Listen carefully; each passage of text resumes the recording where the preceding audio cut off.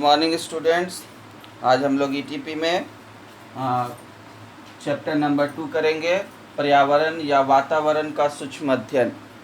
ठीक है, तो micro study of a environment, business environment. तो यहाँ वातावरण या पर्यावरण का मतलब है बिजनेस इन्वायरमेंट से, व्यावसायिक वातावरण से इसका हम लोग अर्थ लगाएंगे। पर्यावरण लिखेंगे, इसका मतलब है कि हम लोग व्यावसायिक वातावरण की बात कर रहे हैं। तो सबसे पहला क्वेश्चन आता है कि व्यावसायिक वातावरण क्या है। तो व्यावसायिक वातावरण को अच्छा, इसको समझने से पहले एक बात हम बता दें कि जो हम लोग क्वेश्चन आंसर लिखते हैं थ्योरी में, वो अलग पैटर्न पे होता है, लेकिन जब हम लोग उसको समझते हैं, उसका डिस्कशन करते हैं, तो वो अलग तरह से होता है। तो समझने के दौरान हम लोग अलग तरह से समझते हैं, उसका तरीका अलग होता है, बोलचाल का भाषा अलग होता है। लेकिन जब उसको हम लोग आंसर में लिखते हैं तो उसको हम लोग सजा करके और जो सबसे अच्छा वर्ड है, सेंटेंस है, उसके अनुसार हम लोग उसको लिखते हैं। तो अभी हम जो समझाएंगे, यहाँ जो भी समझाएंगे वो सभी समझाने के उद्देश्य से करेंगे कि आप बातों को समझ जाएं। और उसका जो क्वेश्चन आंसर है, क्वेश्चन आंसर आपको व्हाट्सएप पे सेंड कर दिया जाएगा। तो आप आंसर उसी फॉर्मेट पे तैयार करेंगे, लेकिन उन बातों को यहाँ पास आपको समझा दिया जा रहा है। ओके, तो व्यावसायिक पर्यावरण क्या है। व्यावसायिक पर्यावरण, अब मान लीजिए कि आप जहाँ भी रहते हैं, तो आप जहाँ रहते हैं वहाँ आप जिन बातों से प्रभावित होते हैं, ऐसी बातें, ऐसी आपकी सबसे नज़दीकी बातें, ऐसे तत्व जिससे आप प्रभावित होते हैं, उसको हम लोग क्या कहते हैं, वातावरण कहते हैं। जैसे मान लो कि आप जहाँ रहते हैं वहाँ का सड़क कैसा है, वहाँ आसपास में रहने वाले लोग कैसे हैं, उस एरिया में कैसे कितना गर्मी पड़ता है, कितना ठंडा पड़ता है, ठीक है, और बाज़ार कैसा है वहाँ पास, और उसके बाद खेलने का ग्राउंड कैसा है, ठीक है, वहाँ का माहौल शांत है कि नहीं है। तो ऐसे बहुत सारी बातें होती है जिसका प्रभाव हम लोग के ऊपर डायरेक्ट पड़ता है। बहुत नज़दीक से हम लोग प्रभावित होते हैं जिन बातों को, उसको हम लोग क्या कहते हैं, वातावरण कहते हैं। ठीक है, तो व्यावसायिक वातावरण उसी तरह से हम लोग को आंसर तो देना है व्यावसायिक वातावरण से संबंधित। व्यावसायिक वातावरण किसे कहते हैं, क्या है भाई वो। तो कोई भी उद्यमी जहाँ व्यवसाय करता है या वो जिस स्थान पर वो है मौजूद है, उस स्थान पे, उस स्थान का नज़दीकी, उस स्थान पर ऐसे कौन कौन से तत्व हैं, ऐसे कौन कौन से फैक्टर्स हैं जो उसके उद्यम को, उसके व्यापार को, उद्योग को उसके प्रभावित कर सकते हैं। ठीक है, तो उसी को हम लोग कहते हैं, जिन जिन तत्वों से व्यवसाय प्रभावित होता है या जिन जिन तत्वों से मिल करके वहाँ का व्यावसायिक वातावरण बना हुआ है, उसको हम लोग कहते हैं व्यावसायिक पर्यावरण, बिजनेस इन्वायरमेंट। ठीक है, अब जैसे उस जगह पे किस किस चीज़ का असर पड़ सकता है बिजनेसमैन को। सबसे पहले सरकारी नीति क्या है। सरकार जो वहाँ पास है, सरकार जो है उसकी पॉलिसी कैसी है। अगर वो कुछ उद्योगों को बढ़ावा देने के लिए मदद करता है तो ऐसे उद्योगों का विकास हो जाएगा। ठीक है, और या कुछ उद्योगों को वो हतोत्साहित करना चाहता है, उसको बढ़ावा नहीं देना चाहता है, जैसे शराब का उत्पादन, बिक्री या फिर दूसरे तरह का, और जिससे कि वातावरण में प्रदूषण होता है, ऐसे उद्योगों को जहाँ से धुआं ज़्यादा निकलता है, प्लास्टिक का प्रयोग ज़्यादा होता है, तो उसको हतोत्साहित करना चाहता है सरकार। तो सरकार की नीति कैसी है, ठीक है, उस पर व्यवसाय निर्भर करता है। ठीक है, और दूसरी बात, दूसरा वो किससे प्रभावित होता है, दूसरा बाजार की स्थिति से प्रभावित होता है। वहाँ बाजार परिस्थिति कैसा है, बाजार की स्थिति या दशा कैसा है, इसका मतलब है कि बाजार में जो उपभोक्ता हैं वो उस अलग अलग वस्तुओं का जो है मांग कैसा है, वहाँ पर डिमांड कैसा है वहाँ पर। ठीक है, इससे भी क्या होता है कि जिन वस्तुओं का मांग ज़्यादा होगा उसके लिए वहाँ उस वातावरण में व्यवसाय उस व्यवसाय को बढ़ाने के लिए अनुकूल परिस्थितियाँ होंगी, ऐसे व्यवसाय की स्थापना ज़्यादा होगा, उसका विकास ज़्यादा होगा। ठीक है। और फिर तीसरा प्रतियोगिता। प्रतियोगिता, अब जहाँ जिस बाज़ार में है, जिस जगह पर उद्यमी है, वहाँ पास अलग अलग तरह के व्यवसायियों के बीच में कैसी कंपटीशन कितना है अपने अपने व्यवसाय को सफल करने के लिए, ज़्यादा लाभ कमाने के लिए, उससे भी वहाँ का व्यवसायिक वातावरण तैयार होता है। उसके बाद ग्राहक समुदाय वहाँ का कैसा है। अगर ग्राहक वहाँ के ज़्यादा अमीर होंगे तो बहुत कीमती वस्तुओं का व्यापार और उद्योग किया जा सकता है। वहाँ के ग्राहकों का आय अगर कम है तो ऐसी वस्तुएं बनानी होगी और ऐसा क्वालिटी रखना होगा जिससे कि वो उसकी लागत कम पड़े, उपभोक्ता को कम पैसा में मिल जाए। तो इससे भी वहाँ का एक व्यावसायिक वातावरण तैयार होता है। उसके बाद हम लोग देख सकते हैं इसमें कि इस तरह से बहुत सारे जो हैं ऐसे फैक्टर्स हैं जिनका प्रभाव जो है पड़ता है। ठीक है। जैसे अब जनसंख्या, एक ये भी ले सकते हैं, जनसंख्या की विशेषताएं। अगर उस जगह की जनसंख्या जो है इस तरह, जनसंख्या में बूढ़े लोगों की, महिलाओं की संख्या ज़्यादा है तो महिलाओं से संबंधित उत्पादों का व्यवसाय भी बहुत उसका विकास हो सकता है। ठीक है। वहाँ पास जनसंख्या में आय वर्ग, ऊंचे आय वर्ग वाले ज़्यादा हैं या कम पैसे कमाने वाले लोग ज़्यादा हैं, इस पर भी डिपेंड करता है। बूढ़े लोग ज़्यादा हैं या जवान लोग ज़्यादा हैं, उस तरह से उसके अनुसार आपको जो है उस प्रोडक्ट जो है वहाँ पास बिक्री हो सकता है। उसके बाद आविष्कार। अगर किसी वस्तु से संबंधित कोई आविष्कार होते हैं, कोई नया वस्तु, कोई नया ऐसा चीज़ बनता है तो उसका क्या होगा, मांग बढ़ जाएगा और ऐसी वस्तुओं का व्यवसाय बढ़ सकता है। जैसे कंप्यूटर का अचानक से आविष्कार हो जाना, जिससे क्या हुआ कि अब कार्यालयों में जो है कंप्यूटर का डिमांड बहुत बढ़ गया काम करने के लिए। तो ऐसे आविष्कार और तकनीकी आविष्कार व तकनीक लिख देते हैं। तकनीक मतलब होता है काम करने का जो तरीका होता है, उत्पादन करने का जो तरीका है, उसको हम लोग तकनीक बोलते हैं। तो इस तरह से हम लोग देखें कि बहुत सारे फैक्टर्स हैं जिनका प्रभाव जो है किसी बाज़ार के या उद्योगों की स्थापना, उसके विकास और लाभ कमाने की स्थितियों पर पड़ता है। तो इन सभी तत्वों को, जिनका प्रभाव उद्योगों की स्थापना और उनके विकास पे पड़ता है, उसको हम लोग क्या कहते हैं, और लाभ कमाने की मात्रा पर लाभ की मात्रा पे पड़ता है, उसको हम लोग व्यावसायिक वातावरण कहते हैं। और एक चीज़ देखेंगे कि ये सभी जो तत्व हैं, और भी बहुत सारे हो सकते हैं, ये सभी समय समय पे ये बदलते रहते हैं। जैसे सरकार की नीति में परिवर्तन होता रहता है, इन सभी तत्वों में। किसी में जल्दी परिवर्तन होता है, किसी में लेट से होता है, लेकिन इन सभी तत्वों में परिवर्तन भी होते रहते हैं। सरकार की नीति बदल जाती है, बाजार की स्थिति यानी मांग में परिवर्तन हो जाता है, प्रतियोगिता में परिवर्तन हो जाता है, कहीं प्रतियोगिता बहुत ज़्यादा हो जाता है, कहीं प्रतियोगिता बहुत कम हो जाता है। ग्राहक समुदाय, ग्राहकों के रुचि या आदत, फैशन इत्यादि में बहुत तरह के बदलाव आते रहते हैं। जनसंख्या की विशेषताएं, जनसंख्या के में भी जो है गुणात्मक वृद्धि होता है, उनका जो है जीवन स्तर बढ़ता है, वो उनका जो सामान प्रयोग यूज करने का जो होता है उसमें उनका जो है विकास होता है, वो ज़्यादा अच्छा गुणवत्ता का लेटेस्ट वस्तुओं का जो है इस्तेमाल करना सीखते हैं।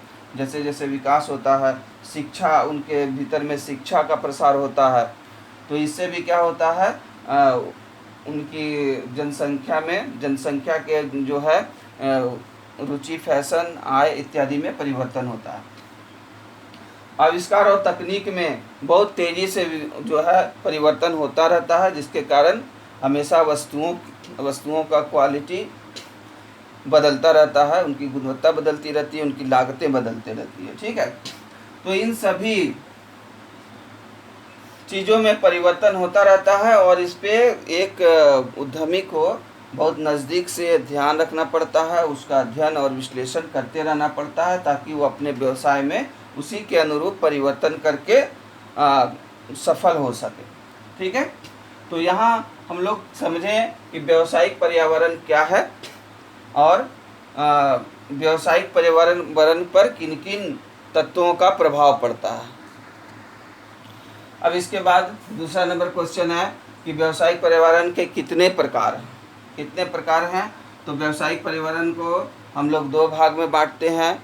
एक भाग जो होता है ऐसा मतलब ऐसे घटक, ठीक है, व्यावसायिक पर्यावरण के जो है पर्यावरण पे जिन घटकों पर, जिन परिस्थितियों पर उद्यमी का नियंत्रण होता है, जिन परिस्थितियों पर उद्यमी का नियंत्रण होता है उसको हम लोग कहते हैं समष्टि वातावरण, समष्टि वातावरण या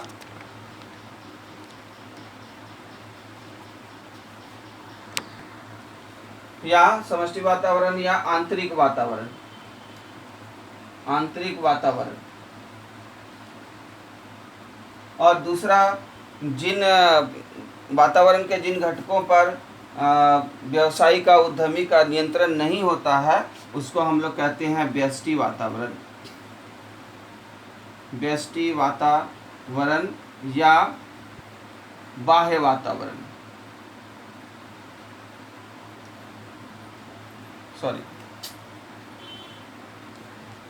समष्टि वातावरण या बाह्य वातावरण और व्यष्टि वातावरण या आंतरिक वातावरण।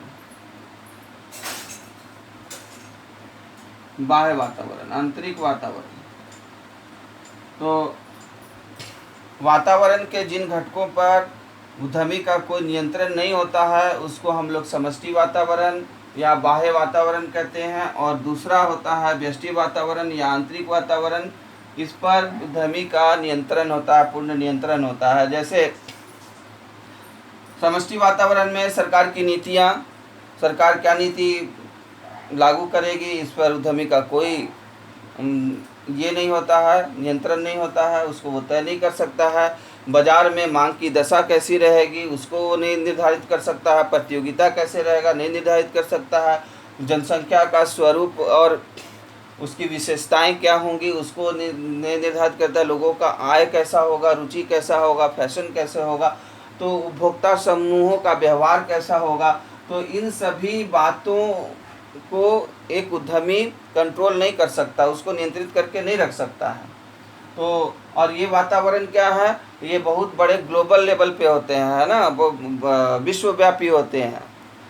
विश्व में मान लो कि पेट्रोल का कीमत बढ़ रहा है तो कोई एक उद्यमी चाहे कि अपना पेट्रोल का कीमत कम कर दे, वो संभव नहीं है। तो इसको हम लोग ग्लोबल या वैश्विक वातावरण भी कहते हैं। तो इसका प्रभाव जो है उपभोक्ता के वातावरण पे पड़ता है, उपभोक्ता को इसके अनुसार अपने आप को ढालना पड़ता है। दूसरा है व्यष्टि वातावरण, व्यष्टि वातावरण या आंतरिक वातावरण। ये जब जो उद्यमी होता है वो अपने व्यवसाय के अंदर की परिस्थितियों को वो अपने हिसाब से निर्धारित कर सकता है, तय कर सकता है, उस पर नियंत्रण कर सकता है। जैसे कि वो जो भी कोई सामान का उत्पादन कर रहा है तो वो किस जगह पे उत्पादन के लिए फैक्ट्री लगाएगा, फैक्ट्री के अंदर लोगों की नियुक्ति कैसे करेगा, काम करने का तरीका क्या होगा, मशीन कैसे होंगे, उनको कर्मचारियों को विभिन्न प्रकार की सुविधाएं, वेतन कैसे दिया जाएगा, ठीक है, किनके साथ व्यापार किया जाएगा, किसके साथ व्यापार नहीं किया जाएगा, नगद में व्यापार किया जाएगा या उधार में व्यापार किया जाएगा। तो ऐसी तमाम संगठन से संबंधित, अपने व्यवसाय के आंतरिक व्यवस्था से संबंधित सभी बातों को जो है एक उद्यमी खुद से तय कर सकता है, नियंत्रित कर सकता है तो उस वातावरण को हम लोग व्यष्टि वातावरण या आंतरिक उत्पादन घटाने बढ़ाने का फैसला वो ले सकता है। तो ये सबको आंतरिक वातावरण कहते हैं। ठीक है, तो इस तरह से व्यवसायिक वातावरण के दो प्रकार हैं, बाह्य वातावरण और आंतरिक वातावरण। ओके, हाँ तो स्टूडेंट अब नेक्स्ट जो है 3 नंबर हम लोग क्वेश्चन देखेंगे। व्यावसायिक पर्यावरण की सूक्ष्म जांच या सूक्ष्म परीक्षण, माइक्रो ऑब्जर्वेशन क्यों जरूरी, टेस्टिंग क्यों जरूरी है। व्यावसायिक पर्यावरण की सूक्ष्म जांच का मतलब है कि जैसे कोई डॉक्टर को अगर किसी रोगी का अगर चिकित्सा करना है तो वो उसका ब्लड टेस्ट, एक्सरे वगैरह करा करके उसका गहराई से पता चल लगाता है कि वो उसको क्या प्रॉब्लम है और फिर उसी के अनुसार वो उपाय करता है जिससे कि वो जल्दी ठीक हो जाता है।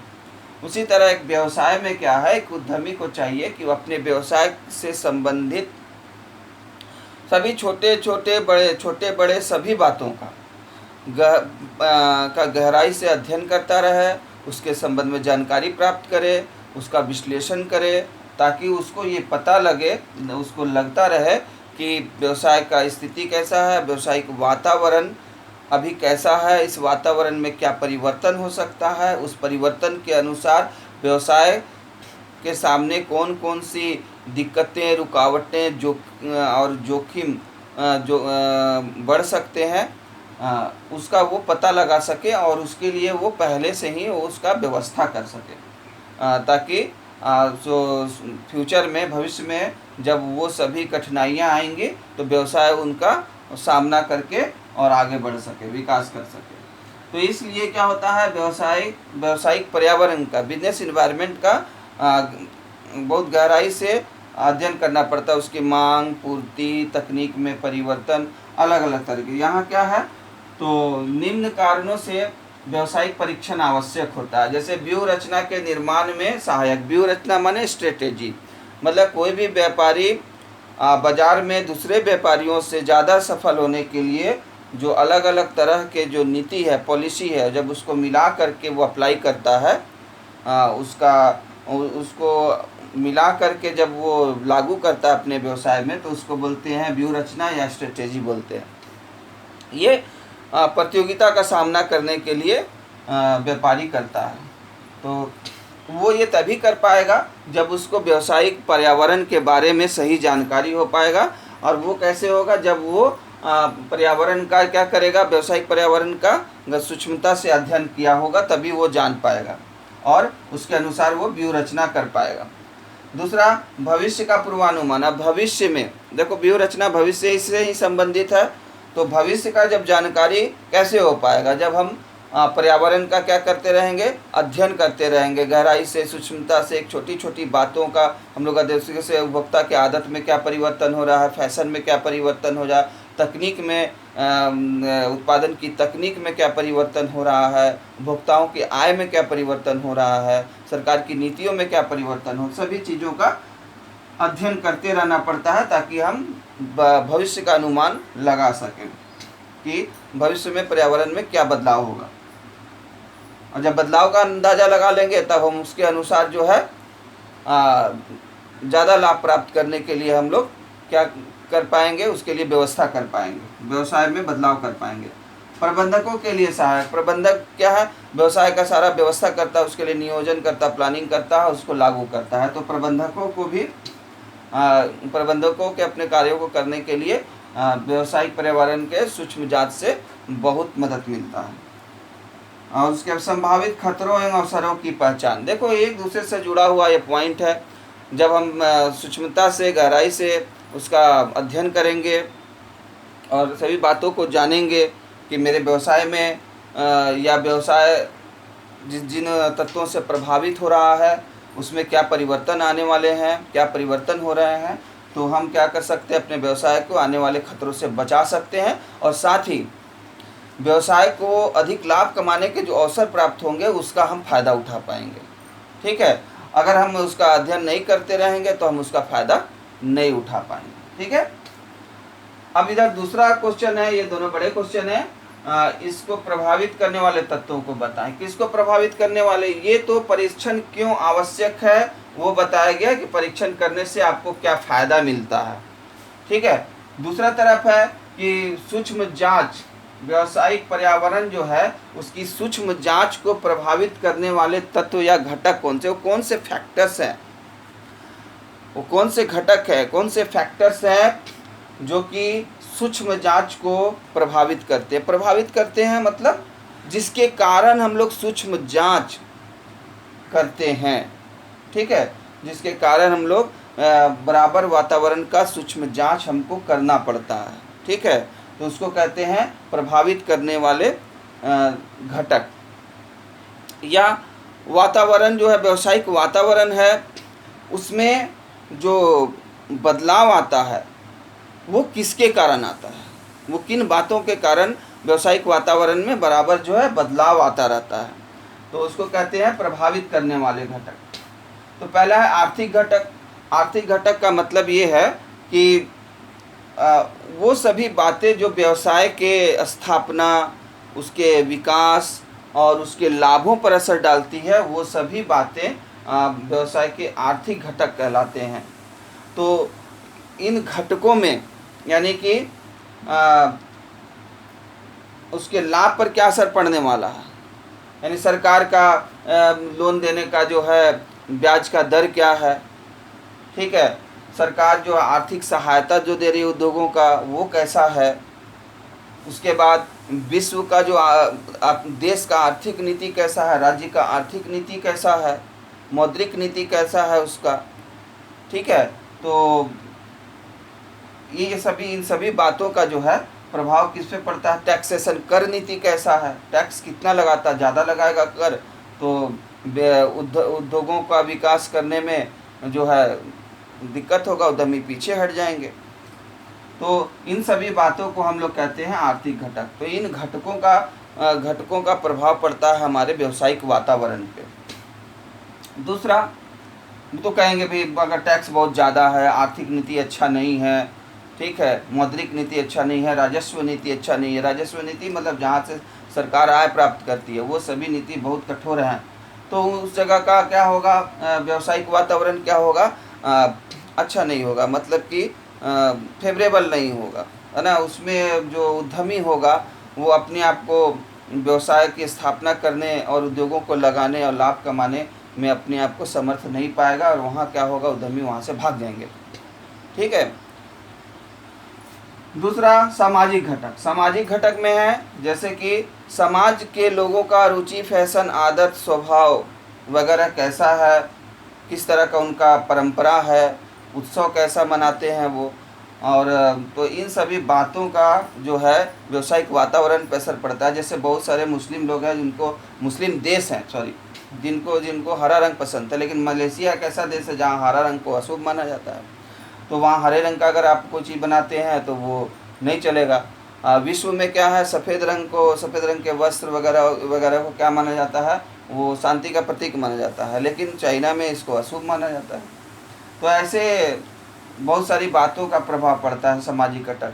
कुछ जगह पे क्या होता है, कुछ लोग, समाज के लोग विरोध कर देते हैं, यहाँ पर ये उद्योग धंधा का स्थापना नहीं होना चाहिए, तो उद्योग धंधा वहाँ से व्यवसाय क्या करता है, वहाँ से भाग जाता है।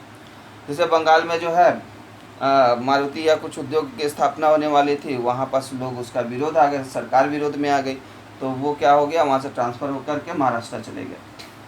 तो इस तरह से इसका भी व्यावसायिक वातावरण पे असर पड़ता है। राजनीतिक घटक अभी बताएं कि सरकार और जो है नेता, वहाँ के लोग जो हैं, उनका जो है उस तरह के, किस तरह का व्यावसायिक वातावरण वो तैयार करने में मदद करते हैं, उसका भी इस पर प्रभाव पड़ता है।